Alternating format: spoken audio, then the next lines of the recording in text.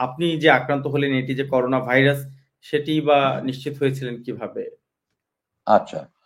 আমি ওখানে করোনা আর ডেঙ্গু ছাড়াও আমার অ্যাকিউট কিডনি ইনফেকশন হয়েছিল, হিট এক্সজশন হয়েছিল, গরমে ঘামতে ঘামতে আমি 4 বার অজ্ঞান হয়ে গিয়েছিলাম। তার মধ্যে একবার টয়লেটে দাঁড়ানো অবস্থা থেকে পড়ে গিয়েছিলাম। তারা তো মনে করেছে আমি মরে গিয়ে আমি নাই, আমি আর জীবিত নেই।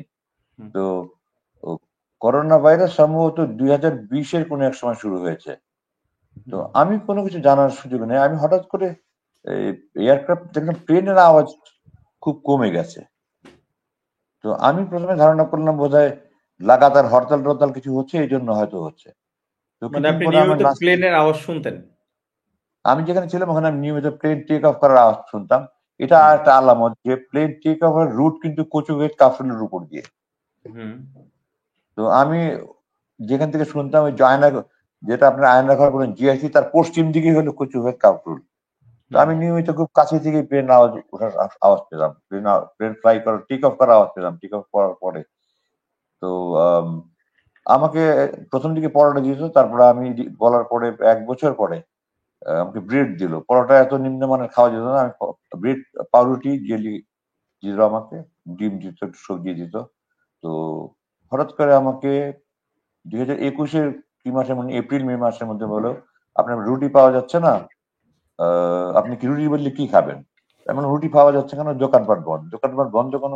তখন আমার আরো একটু আশা জাগলো, হয়তো লাগাতার আন্দোলন হচ্ছে, ট্রেন চলে না, হুম, দোকানপাট হুম, বন্ধ। হুম, হয়তো আমি হচ্ছে মনে, মনে একটু আশা করতে থাকলাম যে আল্লাহ হয়তো মুক্তি পাবো, আল্লাহ হয়তো মুক্তি পাবো। এই যে আচ্ছা। এত বড় কিছু হচ্ছে আমি জানি না। সেদিন আমি তো বললাম যে পাউরুটি না পাওয়া গেলে আপনার বনরুটি দেন। বনরুটি দিল, কয়েকদিন পরে বনরুটি পাওয়া যায় না।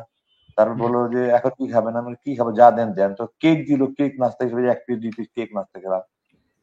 এটা ২০২১ এর শুরুর দিকের কথা বলছি। হুম, আ ২০২২ এর শুরুর দিকে আমি দেখলাম যে হঠাৎ করে আমার রুমের আপনার জানালা দরজাগুলিতে সব বন্ধ থাকতো, রং করা। হুম, কিন্তু কি স্যাভলন-ট্যাভলন দিয়ে মোছা শুরু করলো। স্যাভলন দিয়ে স্যাভলন দিয়ে মোছা শুরু করলো। সব স্যাভলন দিয়ে মোছা শুরু করলো। হুম, তো আমাকে মাস্ক বলল, "আপনি মাস্ক পরে যাবেন।" তারপর লাইসল আছে যে একটা অ্যান্টিসেপ্টিক হাত ধোয়ার জন্য। ওইটা হুম, দিল, "আপনি টয়লেট যাওয়ার আগে যাবেন।" তো আমি তখন বললাম যে, আ এই ধরনের এত সাবধানতা কেন?" হুম, তখন আমার মনে হইলো যে কোনো একটা ভাইরাসের আমার আশঙ্কা হলো আরকি। হুম, তো হুম, তাদের মধ্যে যারা ডিউটি করছে তাদের একজনকে জিজ্ঞাসা করলাম যে, "কি বাইরে কোনো ভাইরাস-টাইরাস হয়েছে নাকি? হুম, কি কেন ব্যবস্থা?" তো সে কিছু বলল না। তার কিছুদিন পরে দেখলাম আপনার ওই একটা প্রোটেক্টিভ পোস্টার বলে কেমন কাপড়ের ভিতর একদম আপনার ওভারঅল কম্বিনেশন এর মতো মুখে হুড-টুড লাগানো, হুম, হাতে হুম, গ্লাভস-টাভস পরা। হুম, তখন আমি নিশ্চিত হতে পারলাম যে বাইরে কিছু একটা হচ্ছে। হুম, তো তাদের মধ্যে একজন যখন বলল যে বাইরে ভাইরাস হচ্ছে, সারা দুনিয়া ভাইরাস। এবং হুম।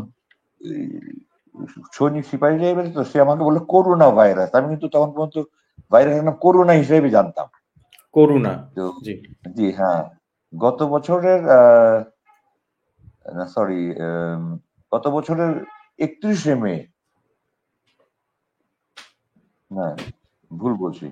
২২-এর ৩১শে মে আমার রাতে জ্বর আসলো। জ্বর আসলো পরে আমার তো রাতে সাথে, সাথে মেডিকেল কম্পাউন্ডার এসে আমার নোজ সোয়াব নিয়ে গেল। হুম, তারপরে রাত্রি ডাক্তার আসলো। হুম, ডাক্তার আসলো না, পরদিন সকালে আসলো মনে নেই। তো আমাকে এসে বলল, "আপনার একটু ভাইরাস হয়েছে। অ্যা আপনাকে ওষুধ খেতে হবে।" তো ভয়ের কিছু নাই। আমি বললাম, "কি ভাইরাসটা বলেন তো?" তখন হি সেড করোনা ভাইরাস। ওই ১ম এ করোনা নামটা শুনলাম আরকি। এর আগে করোনা হুম। নামেই জানতাম আমি এটাকে। তো আচ্ছা। আমাকে ওই সকালে ৪ টা বিকালে ৪ টা ক্যাপসুল ৫ দিন খেতে হবে। ৪০ টা ক্যাপসুল। ওটা খেয়ে আল্লাহর মধ্যে ভালো হয়ে গেল। হুম, এরপরে একজন আমাকে বলেছে সারা বিশ্বে অনেক মারা গেছে, বাংলাদেশে অনেক মারা যাচ্ছে। তো ওখান থেকে আমার আরো পেরেশানি। আমার মা, স্ত্রী, সন্তান, মালয়েশিয়ায় আমার ৩ সন্তান, ঢাকায় ২ সন্তান। তারা হুম, কি আক্রান্ত? আমার শ্বশুর-শাশুড়ি, ভাইরা বিদেশে আছে। তখন আমার অতিরিক্ত পেরেশানি শুরু হয়ে গেল এইটাতে। সারা দুনিয়া ছড়িয়ে গেছে এটা শুনে। হুম, এবং হুম, প্রতিদিন তাহাজ্জুদে সবার নাম নিয়ে, নিয়ে দোয়া করতাম। যে হুম। আল্লাহ কেউ যেন চলে না যায়।